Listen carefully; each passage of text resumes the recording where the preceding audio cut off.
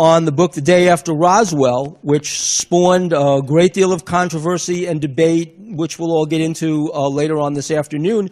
But for the time being, what I wanted to do, as a consequence of working on that book, and again, an additional pleasure that I had not contemplated when I began, was meeting the very intriguing, as you will find out in approximately 90 seconds, the very intriguing Phil Corso Jr., who grew up in that house with his father during the course of his father's career and learned more secrets about the Colonel than I ever knew, than the publisher ever knew, than anybody else ever knew.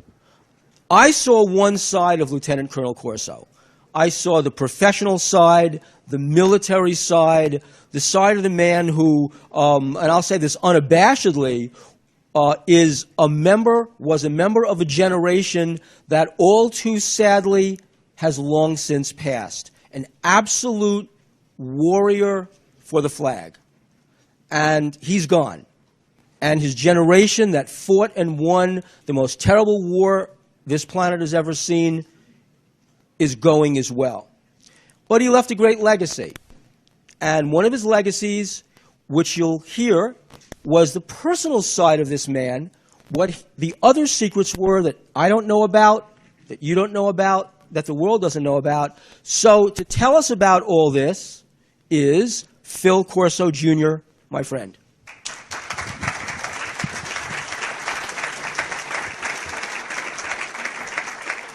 Thank you. My wife said if I dress like a preacher, you'll listen to me better. So here goes. In the beginning, God created man in his image. Man stood there in all his splendor and instantly returned the favor, creating the opposite, God in man's image. I often talk to my father about this paradox, and I finally asked him right before he passed away in '97, "What is the image of God, Dad?" And the answer still today, I dwell on it, and I think you may too. My father said, the image of God is the intellect. The reason I mention this to you is because today's speech, or talk, is going to be about my father, prior to finding out about the Day After Roswell, why it was written, and what my father wants me to convey to you. I'm not going to try to convince you today of the truth or the validity of the book, because it's been out long enough that you've already made up your minds. I will say to the debunkers or the people that disagree with the book and put it down, thank you very much. Keep up the good work, because Bill and I own the royalties, and it helps, controversy helps sell books. Great. Thank you. Thank you for my pocketbook. Let me go back to when I was a boy. When I was a boy, and I'm going to begin somewhere around the time of 1947, when my father first claims that he saw the alien bodies in Fort Riley. I was just a boy then, and pretty mischievous like most boys. I burned down the Indian reservation. God help me. And from that time out, I realized that my father was quite a different person. He didn't spank me. He never laid a hand on me. My father was always a type of person that was able to talk to me, and he loved me very much, and I returned the favor to him. Around the time of 1957, my father became the commander and chief of the 552 Missile Battalion in White Sands, New Mexico. I was 13 years old at the time. I decided that I was going to run away in the desert for whatever reason. I can't remember now, but it must have been important at the time. I was gone 2 days, and my parents didn't even know I was gone, so they claimed. I had an experience there that produced some photographs. I had a little Brownie camera. And I don't want to go into my experience because it's not important. I'm here to speak about my father. These photographs later, in around the time of 1964, I had a friend, Skip Selden, came back from Vietnam, and I was always interested in UFO phenomena because of these photographs. And I said to Skip, I said, I took some photographs when I was a boy and blah, blah, blah, blah. And he says, oh, I have a friend in the night vision laboratory in El Paso, Texas. I'll have him send you your photographs. And sure enough, my photograph showed up. This was always a sore subject with my father, very sore. Remember, my father had 9 clearances above top secret. He worked for the Eisenhower administration. He went back to the Truman days in Korea. He went on with the President Eisenhower and up through President Reagan. The reason I mention Reagan, he was the only person that my dad's group would let privy, the only president privy to the information at Roswell. But the photographs always were a sore subject. I want to get back to this. I'll go up to the time of about 1989. I ran a small marine electronics shop in Florida.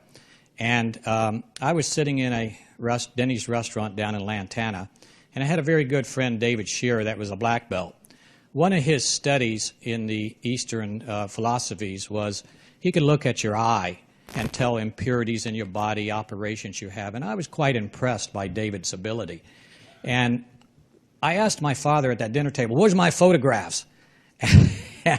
Since this was always a sore subject, my dad just kind of ignored me and told me to be quiet and so on and so on. He says, I gave those away to General Sammet and such, and Gene Dixon has them. It was always never a true place where these photographs disappeared to. And if I may say, the only lie I think my father ever told me in his life was about those photographs. The day I got up to go to the little boy's room, or my father did, and David said, don't talk any more about that subject to your father, because his respiration went up to such and such and such. And David was always right on just by looking at your eyes. So he says he knows more about that subject than he's telling you. Well, let's go up to about 1992. 1992, I ran a little business called the Marine Electronic Wholesalers. My father, at that time, really had nothing to do. He was retired. So I said, come in, help me out, Dad. Sit behind the desk. And when I go out to work on the boats, you bring me what I need, answer the phone and such like that. Well, he had a blast.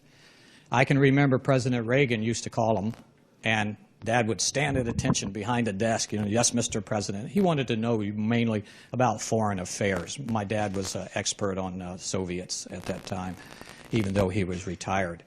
The important thing here is to let you know that my father kept everything, all 9 levels of secrecy, completely quiet to our family until behind his desk, when he had nothing to do, I said, Dad, start writing your memoirs.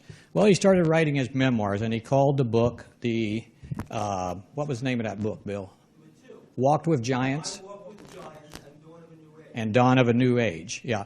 These books were not meant to say anything about UFOs or his R&D time between 1960 and 63, but there was a small paragraph just in one of them, and a fellow named George Knapp was looking at this. We had sent this to 17 different places and turned down by 17 different places. And he saw this little paragraph, and he called my father and asked him to expand on it. So when he began expanding on it, we realized that there was a whole nother story here. Now, this is the very important thing that I want to tell you. The book was never meant to be written. But when he writes his memoirs, this paragraph appears. Now, let me see, I lost my train of thought here. The paragraph appears in there. The book gets rewritten. Of course, it has to be popular. So Bill comes in and makes the book popular, sellable, and such like that. It was done in an extreme hurry. My father, reason that the book was able to be written in 1992 was, my father claims that there were 30 generals, and these 30 generals and himself, and the reason he was only a colonel instead of a general privy to this Roswell information was that I lost my train of thought. Help me.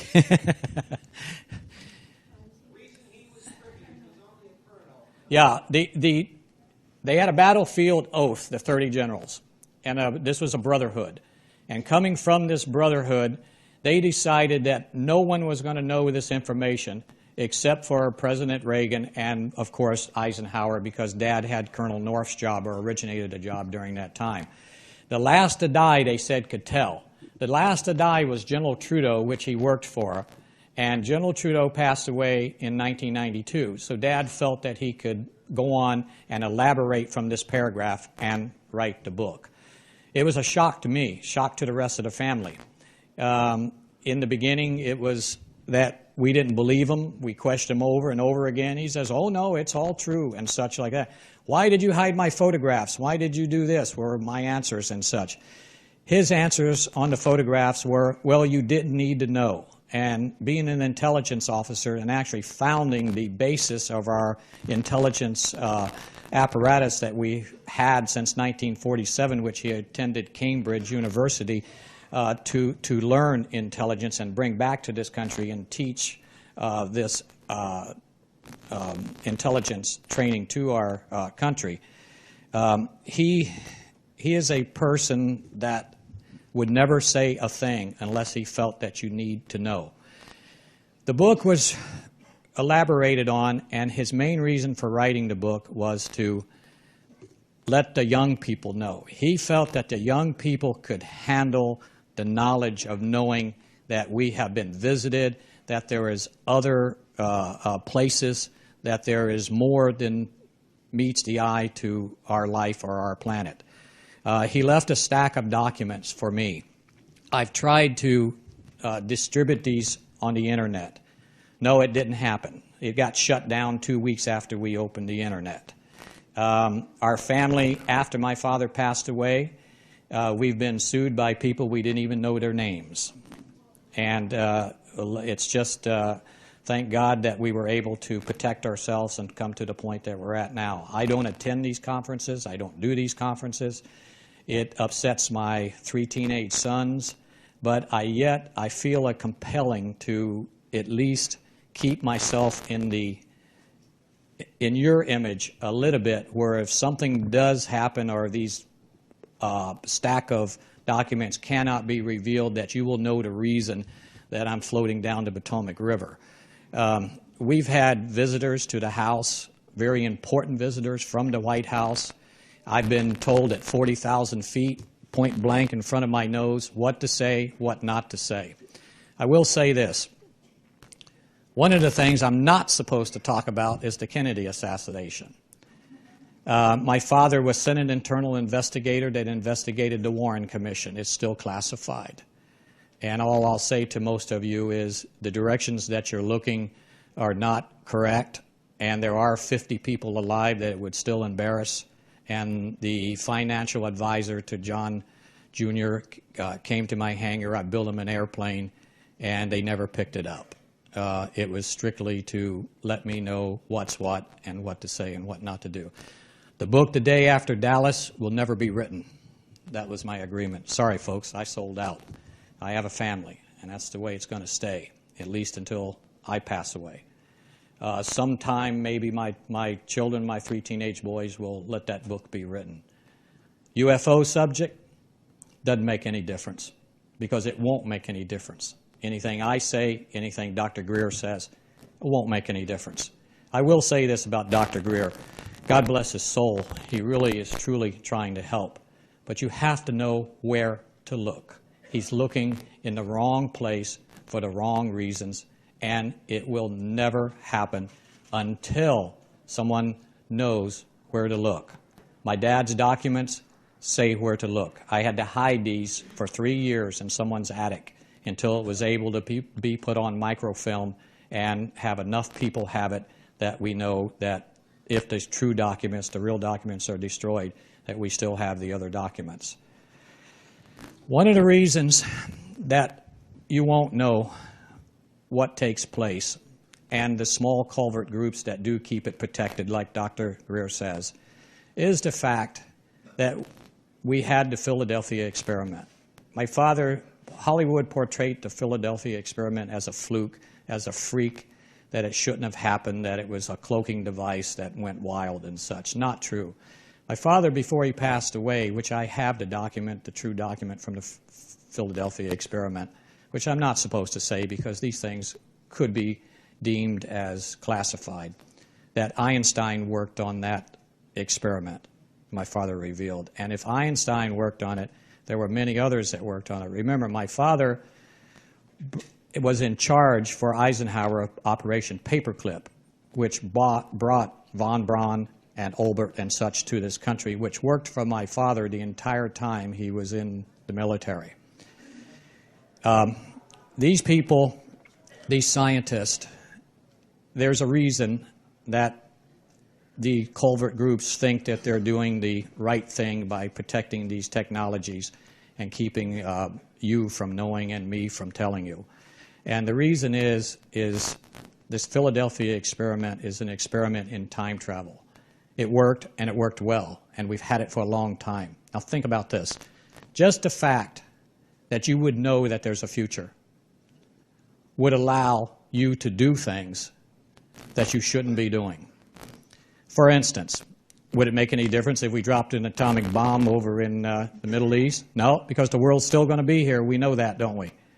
So you got to think about time as a timeline.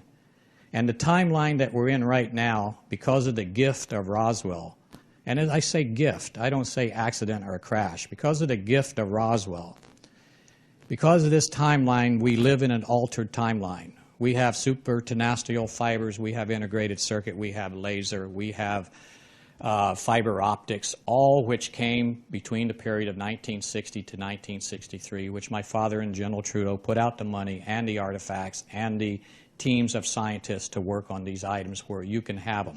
Remember, all this came from a Jeep. The Jeep at Roswell contained only these artifacts. Who has the rest? Well, and my dad has left films saying the Air Force has the rest. It went to Wright Pat, which was a different name in those days and such like that. If the Air Force would, my father was a critic of not the Air Force, because he said he would not ever criticize a sister branch of the service.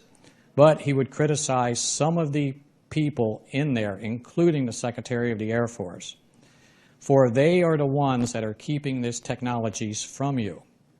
And the reason they're keeping it from you is under the screen of national security or whatever reason, you know. It's been 50 years later. My father, during the signing of the book in New Mexico, he had numerous colonels come up to him, generals, and saying, "Colonel, you're absolutely right. We work on this technology every day. Get this monkey off our back. It's been here for 50 years. We can't tell our families. We can't do this. We spend money on security that we don't need to." Why is it still being done? Because it's a habit, and the habit is not going to change. Understand that. It's not going to. Nothing I say, nothing until these people pass away. There's old CIA agents that are still working on the same mandates. You ask them, which I have, "Why are you doing this?" They don't even know. They have no idea. They said, "Well, you know, it's what I was told to do." So change not only comes about slow, but it comes about by looking in the correct places. And the correct places are, look at the groups that do not have to answer to anyone. We need to investigate those groups. Are the answers here in Washington on the floor of some building? Absolutely not. They're not there at all. In fact, you could take everybody here in Washington, I believe, and they wouldn't even be able to spell the word UFO. And that's why they're looking, and that's why they're upset. Yeah, they're not going to find it that way. To find it, you have to understand why it's being kept. And the reason that it's being kept from us is time travel. You don't need to know about time travel. A UFO appears in 1947 with a magnetic field around it that is laced with yttrium and other items. My father left a complete list of what the craft is, how it works, and how it could be replicated again, and how it could be sent back in time again as a gift. So the technology is there. We're working on it. Doctors are working on it. These are people that feel that they are saving the world by sending this craft back. And this was their best guess. Now, hear the word guess, and don't quote this out of context, anybody that's filming it. It's a guess. It was a guess by the military that that's where they came from, that's what they wanted. Why were they clones? Because man can't travel in space, my father says. If you will notice, NASA has never tried to send a human being outside of friendly space, and they won't. Friendly space means the magnetic field around the moon and around the Earth. Why didn't they just send someone out a few million miles and bring them back? Because they die instantly, and they've known this. That's why we have had this farce by NASA saying that we're going to Mars. We're not going to Mars, ladies and gentlemen. There's no way. But who we will send to Mars is robots. And the little EB, extra biological entity, was a robot. Tell you an interesting thing about that, my father says. They had 2 brains. That was in the Johns Hopkins report. Not 2 hemispheres, but 2 brains. They guessed that one of the brains was for running the entity. The second brain was laced with integrated circuits and other types of crystal electronics that we still don't understand today. And they guessed that that one sent back the information through time to see what was taking place. And until you understand the time phenomena here, or the time travel that has been kept from you, and it will be continued to be kept from you, until you understand that, and until we're educated to that point to understand it and not abuse it, then these secrets won't be given up to any of us. My wife and I sat at a table, long table, brought there under false pretenses. It had Pentagon people, it had religious people. It also had people that worked on the Philadelphia experiment there. They told us about things and about the Hopi Indians, which are very closely related to time travel, and they will tell you that. And they told us these things, and I was dumbfounded. I was amazed by it. But then the entire picture begins to open up, and you understand why the information is being kept from you. Now, you think you have a right to know. My father says, no, you do not have a right to know. And the analysis that I give it, as Phil Corso Jr. is, you've seen the movie The Matrix. You've seen the guy eating the steak, and he says, I know the steak is not real, but it tastes like a steak. Put me back the way I was before I had this knowledge. Feel lucky that you don't know. Just go on with your lives. Go on with your religion and be happy. Is it ever going to change the world to where we don't fall off the end like Dr. Stephen Greer goes? Maybe. But if you understand the phenomena or the ability of time travel, it will answer a lot of questions of why we do not need to know as a species, because we will probably abuse that privilege. Now, the ship. That's my interest. Time travel is my interest. I build experimental aircraft along with my wife and my 3 sons. My father, I can see, in his wisdom, has always been training me to build a type of craft. The difference between the crafts I build now and the crafts that he conveyed to me is very little. One was living biology, the other one is inert biology made from oil, which is composites or fiberglass. A very good friend of mine is Bert Rutan, which is the godfather of all this. Bert is very involved in some very secret work. He has 2 facilities. One of the facilities is his above-ground facility, which is called Scale Composites, and he's involved in other, which you guys call Area 51, which my father says does not exist. But there is facilities at Groom Lake, and there are crafts, and I will quote, like I believe it was Neil Armstrong says, how dare you send us to the moon on bicycles when the military is there in Ferraris. And remember, a UFO is time travel. A UFO has a field around it. It glows from the element yttrium, which is laced through the living biology of the craft. And it moves simultaneously in many dimensions at the same time. Dimension is something that we as a species find hard to understand because we only use 14% of our brains. All time takes place at this moment, right now. That UFO is stuck in between different dimensions. An atomic explosion, for instance, my dad says we should have known. Teller was a very good friend of his. And Teller says we should have known the first time we saw a mushroom cloud and it went up like this, that it was also putting an energy plume down through the center of the Earth and out the other side into a different dimension. Why were the UFOs interested in that? Because the explosion takes place simultaneously in this dimension and another dimension. Very disturbing. Until we know what's in my Father's notes, and until I can release these things to you, and until we are educated to understand these different properties of time travel, not much is going to change. What time we got? Yeah. Bill, would you like to say anything else? I think I've pretty well... Yeah, or we can do questions. It's just I have no agenda here. Any questions? Yes, ma'am.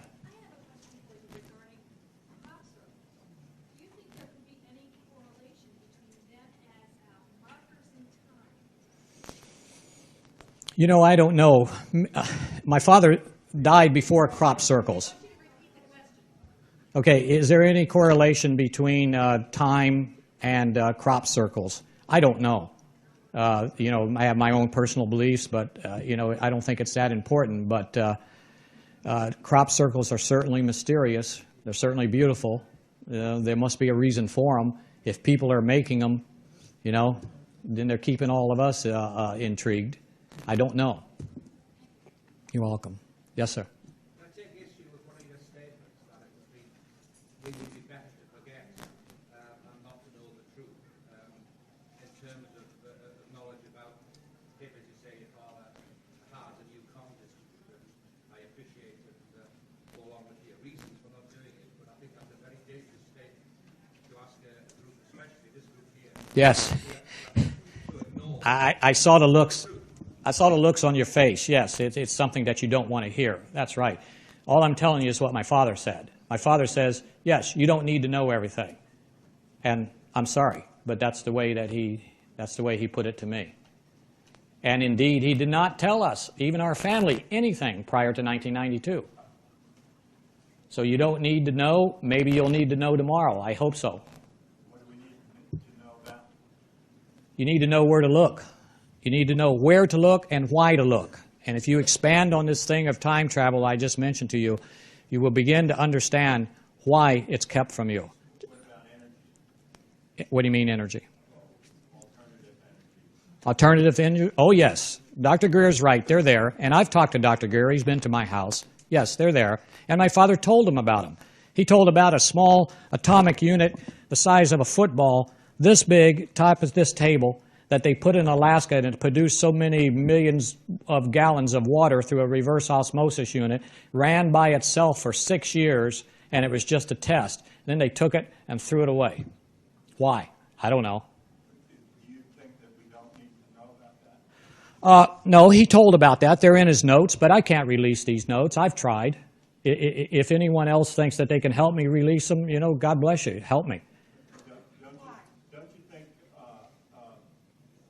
vis-a-vis a book like Exopolitics that we're in a dangerous situation in the planet Yeah. using oil? Yeah, and for instance, let me tell you something that maybe answer that question. The integrated circuit is only part of that device that they found in the craft. There was another part. And the other part was a nanomechanical. And you never hear science talk about this anywhere. But my dad took to John Glenn a development and showed him the actual brief on it and the pictures of it, a small automobile that ran on 4 flashlight batteries for a year with this fluid amplification, which we know is a contradiction in our science. We can't amplify fluid. But this other part of the IC did. This was the other half. So this type of technology is what the Air Force is holding right now. What about antimatter batteries? I don't know anything about that. I can only relate on my dad's notes. As far as the craft goes, we know a lot about the craft. He left Burt Rutan a paper that I haven't taken to him yet, but now it's time to take it. What about gravity coherent waves? Using gravity, amplifying gravity. Well, you don't need to amplify gravity, and you don't need to do any of that if you have time travel. It's all related. Yeah, I met Al Pudolph. He came to the house. A lot of scientists came to Dad's house when he wrote the book. And when they came there, they said, we know that all our technology has taken place between the years of 1960 and 63, and nothing else has happened after that, so we knew we had been helped. Anything that happened after that was just an adaptation or a further expansion of what had already been put there in the reverse engineering. Zero-point gravity is a beautiful theory, and my dad didn't expand much on that. But if you think about the field around the craft and the no motors, no engines, no means of self-propulsion on this craft except for the brain part of the little units that were in there, then you realize that this was a dimensional craft, which my father says. And being a dimensional craft is something that we find hard to understand. Infinity, as you know, we're looking there's all types of theories of looped time travel. There's straight line time travel. There's times where it's been altered and then comes back. The paradoxes all involved and such like that. Well, we're just not that intelligent yet to understand that. But let me say this. If time travel is indeed real, as my father thinks it was, and the others that think it was, von Braun and some of our very brilliant minds at that time, we have to realize that we're moving in that direction to build this craft again and send it back again, which we can't comprehend. What do you mean again? It's already been done. You know, so these are the things that we have to grow up as a species to understand. And as we begin understanding these more, then we can take these technologies and apply them in the proper terms that we need to apply them in. And are they there in my father's notes? Yes, because they're not my father's notes. These are scientists. These are the world's best people. Dr. Greer came to the house and wanted some of this. I turned him away. I have to apologize. I didn't, at that time, we were being sued. We were being threatened. We were having a lot of difficulties within the family. The family didn't want to have any more to do with it. But I'll get with Dr. Greer again and see if maybe we can get some of this stuff going. Yes? You talk about a great advance in technology, but you don't give a teenager necessarily the keys to the car. What about our maturity to handle these things? What about our spiritual maturity? Very good question. That's the question that... the question is, what about our maturity to handle these issues coming up? You don't give the teenager the keys to the car without him being mature enough to drive the car and understand it. That's true. And we are not as religious, as a mental, and as a loving society yet ready to understand these technologies. We have to mature. Now, because of the gift of Roswell, we're on an altered timeline, but it's only a physical altered timeline. It's only scientific. So we have to learn that mentally we have to be able to accept these gifts and understand them. We need to, it would change the face of religion. It would change the face of our society, which we want to do. But are you really prepared to make these changes? Dr. Greer talked about China being an emerging power. Well, are you ready to share with them? Or do you really want your price of gasoline to be $10 a gallon? Because that's probably what he says it will be. So, you know, you have to, we really all have to do our part to bring about these technologies. But not by going looking in cupboards and blaming governments and blaming culprit groups. They'll give this stuff up as they can. The human race has been violent since recorded history, so what do you think it would take for us as a species to change? Love. But that's, Jesus taught us love, and whether you believe in him or not, the point is that love means taking care of your fellow man, and it means that we're all in this together. If there is time travel, maybe now I said, so don't get angry and throw things at me, but maybe that's all we get as a God. Maybe we only look after ourselves. Now the universe would be no reason to exist if we were not aware of it. There would be no reason to have God if we were not here. Did your father believe in forward time travel? My father believes, from the scientist that he worked with, that time travel is a everyday occurrence within our military. That's all a UFO is. It's a time traveler. It is. No, there's only backwards. Yeah, Einstein's theory. Yeah, Einstein's theory. But if you think about it, someone comes back from the future, that's the same as knowing the future. So if we were given a gift from the future with the Roswell and some of the other crashes. Oh, by the way, before I forget, we're going to have other crashes, my father said. It's going to be in a yearly occurrence. And we have to get them out of the hands of the military. We need a group that can handle that. And that comes from money. So find the money, solve your problems, and the money has to come from people that are sitting out here that have the money. Yes, sir. Is time travel work still going on at Montauk? I don't know where it's going on, but I know it's going on at Groom Lake. Yes, sir. Absolutely. And my father left detailed drawings of, maybe I can get them out to you guys, of how to make these machines for our everyday use. I don't know what's going to happen. You might find me floating down the Potomac River. Who knows? You know. Yes, sir. Is the United States the only country on this planet that maintains and has a majority of all these technical wonders from? Absolutely. Well, what about the other governments like Russia and China? I mean, they're aware of this. Are they not using that as part of a bargaining chip with the United States as far as trade and all the other commerce that goes on around the world? Well, the civilian advancement of this technology is around the world. That's the brain pool that came from the Jeep, okay, at Roswell. The brain pool that comes from the rest of the technology is only military. So it's not being developed at the same rate that the rest of it is.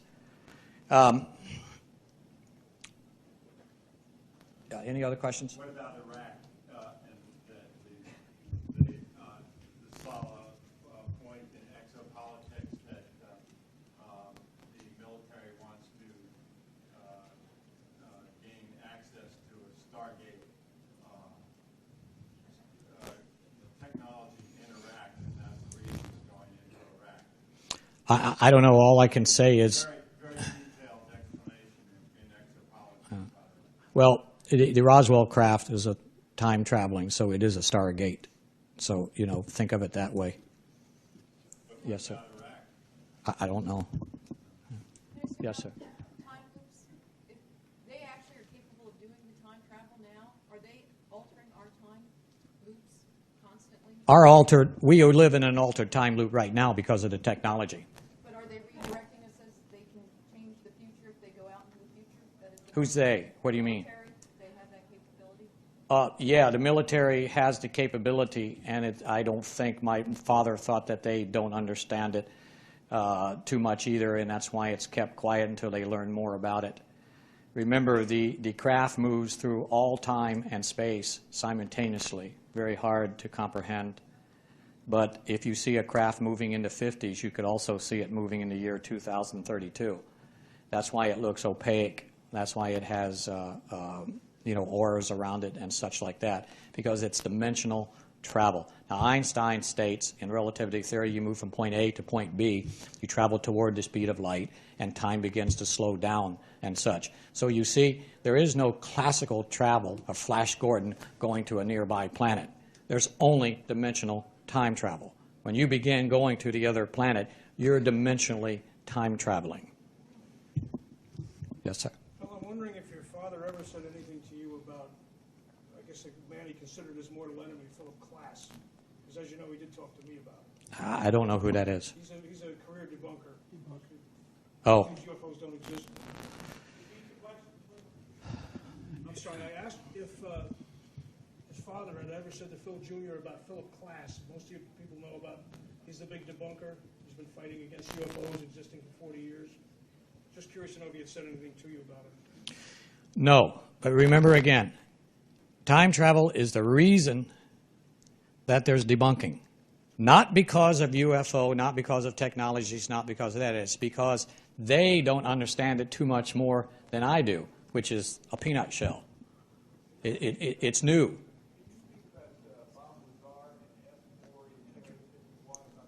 My dad said he's a phony. That's what Dad said.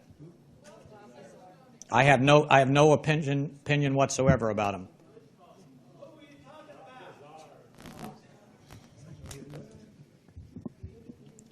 Yes, sir. Yes, I was wondering about the reconnection your father may have had with actual extraterrestrials. Yes, he tells a story, and this story was kept quiet because it made him look loony. And indeed it does. But yes, he had personal contact, and I have an artifact from that. Sent it to a very famous scientist. Someday he'll return it to me, and there's a purpose for it. Yes, ma'am. Your father had contact with real ETs or these robotic things that were in the craft? They were different looking than the craft. Yeah, he drew a picture of them, taller and thinner and such like that. Father was a very strange man. My father had almost perfect recall, photographic memory. The more I think I understand him, the more I don't understand who he was. I've seen him do things that were quite unreal, things that I guess you could call no more than a miracle sometimes. He was in too many places at one time to have the career that he had. Bill will contest to that. It's almost unbelievable that a man could sit at Panmunjom and be in charge of Rome after the war and work with all the administrations and be in on the missile crisis with Kennedy, releasing that information when Kennedy didn't want to. That's another story, but I don't want to go into there was a lot of politics besides UFOs. UFO was a small part of my dad's career, a very small part. Bill and I will try to put out more of that. It seems like every time we try, it just kind of fizzles and dies on the vine. Yeah, connecting the dots with Paula Harris was a dear friend of my father. I think she loved him as much as I did. And the contact experience is in Paula's book. Paula is from Rome, and she held it back because in this country, if you saw her lecture, it's treated so much more laughable here than in other parts of the world. She showed me something very interesting today, where an article appears at the headlines of one of the top newspapers in Italy, where here it doesn't even appear at all. So it just shows that there's a different attitude here. The attitude, you people take it serious, but most of the world out there in the United States does not take it serious. We need to change them, educate them, and work on them. We need to get these papers out. If Stephen Greer could have these papers, he could probably work miracles. Can I give them to him? I don't know. I really don't. Time's up? Yeah, I got the signal. Bill, would you like to add anything? No, I guess for anybody who wants more elaboration and to continue the discussion, at 4 o'clock we'll be talking about Colonel Corso and the politics of disclosure at 4 o'clock here. So, and there are 2 workshops tomorrow. Phil has one, I have one, and for anybody with questions, arguments, comments, come to the workshop. Thank you very much.